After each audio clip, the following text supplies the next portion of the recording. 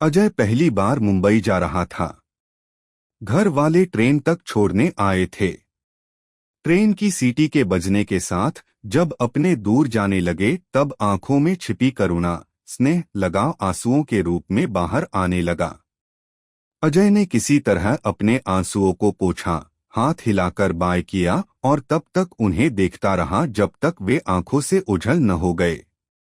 अजय अपने गांव मानिकपुर से मुंबई जा रहा है। उसको एक गवर्नमेंट कॉलेज में ग्रेजुएशन की पढ़ाई पढ़ने का मौका मिला था। अजय पढ़ाई में होशियार तो था ही, साथ ही पढ़ने के अलावा खेलकूद में भी अव्वल था। आंखों में विभिन्न प्रकार के सपनों को समेटे 14 घंटे बाद मुंबई की धरती पर अजय ने कदम रखा। उसे इस बात की कितनी खुशी थी, इसका बयान शब्दों में करना मुश्किल था। अजय को मुंबई अपने सपनों से भी ज्यादा सुंदर और भव्य लग रहा था। चारों तरफ बड़ी बड़ी इमारतों को देखकर बार बार उन्हें देखने का मन कर रहा था, पर इससे भी ज्यादा जरूरी कोई कार्य था। अजय फौरन अपने कॉलेज पहुंचा, फीस और डॉक्यूमेंट जमा कर एडमिशन ले लिया। अब बारी थी हॉस्टल का कमरा मिलने की, पर हॉस्टल का कमरा डीन की अनुमति के बाद ही मिल सकता है और वे आज आए नहीं थे। अजय ने मनाने की पूरी कोशिश की, यहाँ उसका कोई रिलेटिव नहीं रहता, वो एक दिन का गुजारा कहाँ और कैसे करेगा। पर कॉलेज विभाग ने अजय की एक बात न सुनी और जाने को कह दिया। मरता क्या न करता। अजय कॉलेज के बाहर आकर एक पेड़ के नीचे बैठ गया। बहुत सोचने के बाद इस नतीजे पर पहुंचा कि आज की रात वो रेलवे स्टेशन के वेटिंग कंपार्टमेंट में बिता लेगा और कल उसे हॉस्टल का रूम मिल जाएगा। ऐसा फैसला कर रेलवे स्टेशन जाने को उठा ही था कि उसका फोन बज उठा। फोन पर नाम पढ़कर उसे बड़ी खुशी हुई। कॉल घर से था। कॉल पर पिताजी थे। उनको पूरा किस्सा सुना दिया। माँ ने पिताजी से फोन छुड़ा लिया। माँ ने खाने पीने के बारे में पूछा तो छोटे भाई बहनों ने मुंबई कैसा ये पूछा। सभी सवालों के जवाब देते देते अजय की आंखें भर आई और माँ से कह बैठा कि उसे बहुत याद आ रही है, आपकी, आप सभी की। माँ ने तुरंत ही घर आने को कह दिया, पर पिताजी ने डपट के कह दिया कि इतनी दूर हो गए हो तो कुछ बन के आओ, अपने माँ और बाप का नाम रोशन करो, बस तुम्हारा यही एक काम बचा है। इतने में उसकी बहन बोल पड़ी, भैया एक काम और भी है। मुझको परी जैसी एक भाभी चाहिए। मैंने देखा है टीवी पर मुंबई में बहुत खूबसूरत लड़कियां रहती हैं। इससे पहले बहन कुछ पाती पिताजी ने डपटकर उसे शांत किया और अजय को याद दिलाया कि वो अपना पूरा ध्यान पढ़ाई पर रखे। इतना कहकर पिताजी ने फोन रख दिया। धीरे से आंसू पोंछकर मोबाइल जेब में रख लिया और रेलवे स्टेशन जाने के लिए ऑटो खोजने लगा कि तभी किसी ने पीछे से आकर उसके कंधे पे हाथ रख दिया। अजय ने पलटकर पीछे देखा। उसी के उम्र का एक अनजान शख्स उसको देख रहा था। बात उसी शख्स ने शुरू की। उसने बताया कि उसका नाम हर्षित है और वो सीनियर है और उसने अजय की सारी बातें सुन ली है और अब वो चाहता है कि अजय आज की एक रात उसके साथ बिताए उसके रूम पर। पहले तो अजय ने मना किया, पर हर्षित के जोर देने पर खुद को रोक नहीं पाया और न चाहते हुए भी उसके रूम पर जाने को तैयार हो गया। दोनों ने ऑटो पकड़ी और कुछ ही मिनटों में अपने गंतव्य स्थान पर पहुंच गए। हर्षित ने किराया दिया और आगे बढ़कर अजय को अपने पीछे आने को कहा। 3 मंजिला इस मकान में सबसे ऊपरी मंजिल पर बने एकलौते कमरे के सामने हर्षित खड़ा हुआ। अजय ने ध्यान से चारों तरफ देखना शुरू किया। कमरे के सामने खुला हुआ छत, कमरे के बगल से सीढ़ी बनी हुई है जो कमरे के ऊपर बने एक और छत पर ले जाती है। इतनी देर में हर्षित ने दरवाजे पर लगे ताले को खोल लिया और दरवाजा खोलकर अजय को अंदर बुलाने लगा। बटा कमरा वैसा ही था जैसा एक नॉर्मल स्टूडेंट का होता है। अजय धीरे से चारपाई पर बैठा। उसकी नजर पूरे कमरे का मुआयना करने लगी। हर्षित ने अजय को आराम करने के लिए कहा। चारपाई पे लेटते ही उसे नींद आने लगी। रात को 9 बजे हर्षित ने अजय को जगाया। अजय ने जब अपनी आंखें खुली तो देखा हर्षित उसके लिए बाहर से खाना ले आया है। खाना खाते वक्त हर्षित ने राज खोला। हर्षित ने अजय को बताया कि वो चाहता है कि अजय उसके साथ रहे। वो अकेले रहते रहते थक गया है, उसे एक मित्र, एक साथी की तलाश है। अजय ने सोचा कि मना कर दे, पर पता नहीं क्यों चाहते हुए भी मना नहीं कर पाया। हर्षित बहुत खुश हुआ और उसने वादा किया कि यहाँ उसे कोई प्रॉब्लम नहीं होगी, बल्कि यहाँ उसे अपने हॉस्टल से ज्यादा मजा आएगा। वैसे भी अगले 1 से 2 दिन में दोनों लोग गोवा चलेंगे बटा। अजय ने पहले मना किया, पर हर्षित ने ऐसे वैसे जैसे तैसे करके अजय को गोवा चलने के लिए मना ही लिया। 2 दिन बाद अजय के 2 दिन मुंबई में बड़े आराम से गुजरे। हर्षित दिन भर उसे शहर घुमाता रहा, उसका पूरा ख्याल रख रहा था। सुबह दोनों जल्दी उठे, उन्हें बस से गोवा जाना था। किराया और सफर का खर्चा सब हर्षित उठा रहा था। अजय ने कई बार पैसों के बारे में पूछा, हर बार कोई नई कहानी सुना सवाल टाल जाता। उसके मुताबिक वो कई दिनों बाद नया दोस्त बना पाया है, इसलिए ये सब कर रहा है। अजय और हर्षित बस में बैठकर गोवा के लिए निकल लिए। 4 से 6 घंटे का सफर हो जाता है आराम से। बस के खराब होने की वजह से टाइम ज्यादा लग गया और करीब 9 घंटे लग गए पहुंचने में। तकरीबन शाम ही हो गई थी। दोनों एक दोस्त हरीश के रूप पर रात भर रुकने का प्लान था और अगली सुबह घूमने का, पर दोस्त उन्हें रात के 9 बजे एक पब में ले गया। पब में कुछ ही समय बीते होंगे कि पब के मालिक पाब्लो ने हरीश को बुला लिया। हरीश थोड़ी देर में दोनों के पास आया और अपने साथ चलने को कहा। तीनों दोस्त कुछ ही देर में पब के ऊपरी मंजिल पे बने एक कमरे के अंदर पहुंचे, जहां करीब 4 कपल डांस कर रहे थे और उनके सामने बैठा पाब्लो हरीश को देखते ही खुश हो जाता है, उसे इशारे से अपने पास बुलाता है।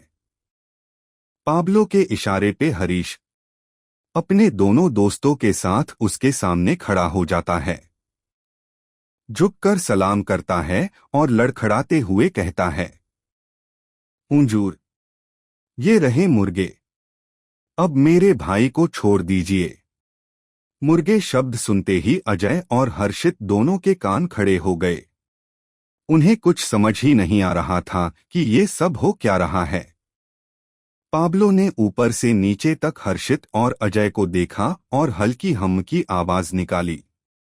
अपने एक गार्ड को इशारा किया। पाब्लो के पीछे से एक गार्ड आया, उसने दोनों हर्षित और अभय के हाथ पैर बांधकर एक कुर्सी पर बैठा दिया।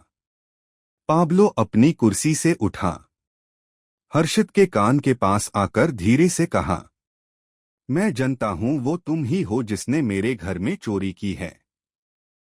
मुझे मेरा सामान वापस चाहिए। कौन सा सामान? हर्षित ने दबी हुई आवाज में कहा। पाब्लो ने न सुनते ही एक गहरी सांस ली। तुरंत ही नाचते हुए कपल की ओर मुखातिब हुआ और खुशी खुशी अंदाज में कहा, डिनर शुरू किया जाए। पाब्लो के ऐसा कहते ही कपल्स ही एक दूसरे पे टूट पड़े। किसी कपल में लड़का तो किसी कपल में लड़की के अचानक से 2 बड़े दांत निकल आए। उन्होंने अपने पार्टनर के गर्दन पर काट लिया और गर्दन से बह रहे खून को पीने लगे। वे खून तक ही नहीं रुके, अपने पार्टनर के मरने के बाद उसका मांस भी खाने लगे। हर्षित ने ये सब देखा तो उनके तोते उड़ गए। उन्हें समझ ही नहीं आ रहा था कि उन्होंने क्या देख लिया है। अभय ने हर्षित को समझाया कि ये पिशाच हो सकते हैं। वैसे ही बड़े नाखून, बड़े दांत और वैसा ही वहशीपन जैसा उसने बचपन में किस्से कहानियों में सुना था। कमरे में हो रही चीड़फाड़ को देख के पाब्लो को बहुत खुशी हुई। उसने भी अपने दांत बाहर निकाले और अपना चेहरा हर्षित के पास ले आया और उससे कहा, अब बताओ कहाँ है मेरा सामान? रमेश के पास। उसी ने हमसे वो वीडियो कैसेट ले लिया था। हर्षित ने एक सांस में सब कह दिया। कहाँ मिलेगा रमेश? सेंट मारिया रोड पर बाएं से तीसरा मकान, दूसरा मंजिल, रोड के तरफ का कमरा। हर्षित अब पहले से ज्यादा डरा हुआ था। पाब्लो ने गार्ड्स को उस पते पर जाने को कहा। हरीश ने एक बार फिर अपने भाई को छोड़ने की बात की, पर ये बात सुनकर पाब्लो ने एक तीखी मुस्कान बिखेरी और हरीश को एक गार्ड के साथ एक कमरे में जाने को कहा। उस कमरे में जाते ही कुछ ही क्षणों में हरीश की चीखें सुनाई देने लगी। इस पर पाब्लो बोला, आखिरकार हरीश को अपना भाई मिल ही गया। आधे घंटे के अंतराल के बाद पाब्लो के आदमी सीडी लेके आए पर रमेश उन्हें नहीं मिला। उनके मुताबिक रमेश गांव भाग गया है और सीडी वही कमरे में एक खास जगह छुपा गया था। पर पाब्लो को कुछ शक होता है और वो अपने आदमियों को दांत दिखाने को कहता है, जिस पर उसके आदमी मुंह नीचे कर लेते हैं। पाब्लो गुस्सा हो अपने पास रखी बंदूक चला देता है और उसका एक आदमी वही गिर जाता है। मुझे यानी पाब्लो को झूठ बोलने वाले लोग बिल्कुल पसंद नहीं। अजय ने झुककर उस आदमी के सिर पर लगी गोली को देखा। उसका रंग चांदी जैसा था। हर्षित ये जान चुका था कि उसका दोस्त रमेश अब नहीं रहा, पर अब तक वो यहाँ क्यों रुका था ये उसे समझ नहीं आ रहा था। पाब्लो ने सीडी चलाकर चेक की। ये वही सीडी थी जिसमें उनके वैम्पायर होने का राज छुपा था। सीडी से कन्फर्म होने के बाद पाब्लो ने कहा, हमारा काम हो गया बेटा, हमें जो चाहिए था वो मिल गया है। इतना सुनते ही अजय ने एक झटके में बंधी हुई रस्सी तोड़ डाली। उसके ऐसा करते ही हर्षित की काटो तो खून नहीं वाला हाल हो गया। उसे समझ ही नहीं आ रहा था कि हुआ क्या। तब पाब्लो ने कहना शुरू किया, तुम नहीं समझे हर्षित, ये सब 1 महीने पहले शुरू हुआ था जब तुम लोग मेरे घर में घुसे थे। तुम और तुम्हारे 3 साथी मेरे घर में पैसा चुराने के लिए घुसे थे, पर तुमसे पहले कोई और घुसा था चोरी के लिए। उस पर मैंने हमला कर उसका काम तमाम कर दिया, परंतु तुम लोगों ने मेरी वीडियो बना ली थी।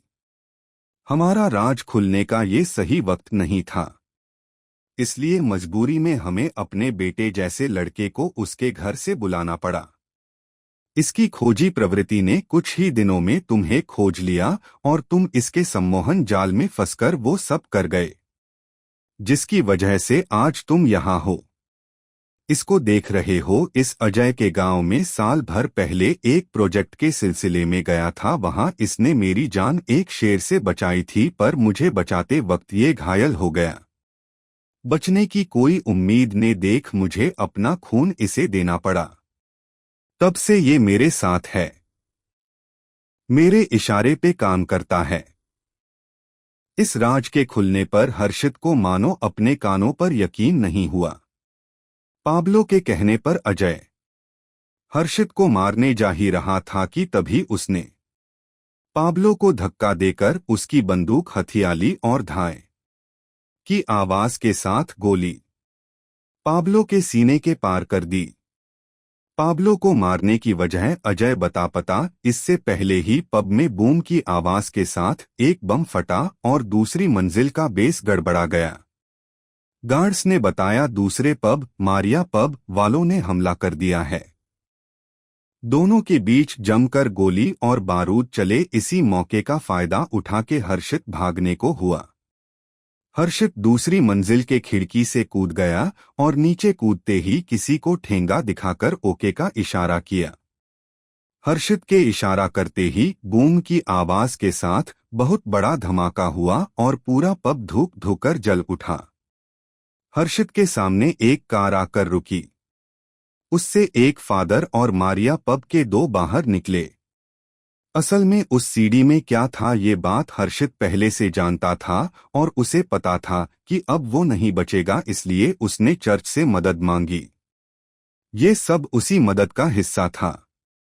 फादर ने एक हाथ से इशारा किया और फायर ब्रिगेड की एक गाड़ी आगे बढ़ी। उसके नॉर्मल पानी में हॉली वाटर, पवित्र जल मिला हुआ था। फादर ने उसे एक टैग दिया वैम्पायर हंटर का और उसे जाने को कहा। अब फायर ब्रिगेड के जरिए जलते हुए पब पर पानी डालकर उसे बुझाया जाएगा। इस पानी के स्पर्श से वैम्पायर कमजोर हो जाएंगे और फिर क्रॉस और चांदी की गोली और तलवार की मदद से सबको खत्म कर दिया जाएगा। हर्षित अपने रूम पर पहुंचा और आराम से सो गया। सुबह न्यूज़पेपर में पता चला कि पब में मरने वाले बहुत थे पर उनमें अजय नहीं था। चर्च के फादर को फोन किया तो पता चला उनका फोन स्विच ऑफ है। तभी एक मैसेज आया फोन पर, मैं तुम्हें देख सकता हूं, तुम्हारी जिंदगी अब मेरे हाथ में है, नीचे देखो।